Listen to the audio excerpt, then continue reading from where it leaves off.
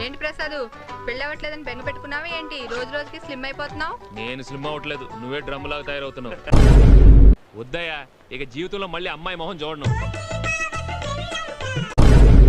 ఐశ్వర్యరాయ్లా అందంగా ఉంటుంది, లతా మంగేష్కర్ లా పాడుతుంది, మాధురి దీక్షిత్ లా డాన్స్ చేస్తుంది. అప్పుడు లేట్ ఎందుకు, హీరోయిన్ గా ట్రై చేయమనండి. చూడు, ఇంకోసారి మా ఇంటికి వచ్చావంటే మర్యాదగా ఉండదు. అంటే లైబ్రరీకి రమ్మంటావా? నీకు అసలు బుద్ధి లేదా? ఉంది, కానీ ఎక్కువగా వాడు. Very happy birthday. Thank you.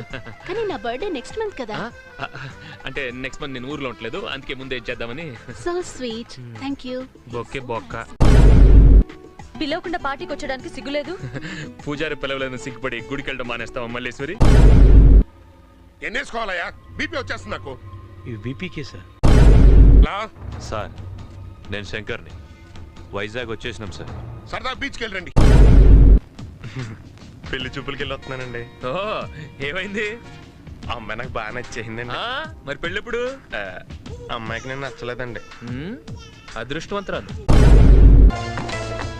ఏంటి కాంపౌండ్ వాళ్ళు కట్టేస్తున్నావు? పొద్దున్నే లేవగానే నీ చండాలమైన మొహం చూడడం ఇష్టం లేక. ఫోన్లే, రాత్రి అంతా నీ మొహం చూడకుండా మాకు కూడా పనికి వస్తుంది. మళ్ళీ సిరి నా ప్రాణం, తను దొరికే వరకు పచ్చి మంచినీళ్ళు కూడా ముట్టుకో. ఇంకా ఎంత దూరం అమ్మా? సార్ మీరు నన్ను నమ్మంటూ నాకు నచ్చలేదు సార్. అలాగేరా,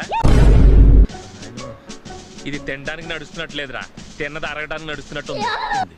ఓకే, వచ్చిన దారి గుర్తుందిగా. ఒక్కసారి చూస్తే 10 ఏళ్ళ తర్వాత కూడా మర్చిపోను. సార్ అటు కాదు ఇటు.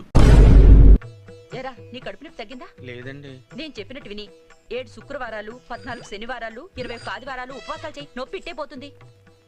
మీరు చెప్పినట్టు చేస్తే నొప్పి ఏంటండి, నేనే పోతాను. ఎలా జరిగింది? కిటికీలోంచి కిందడింది.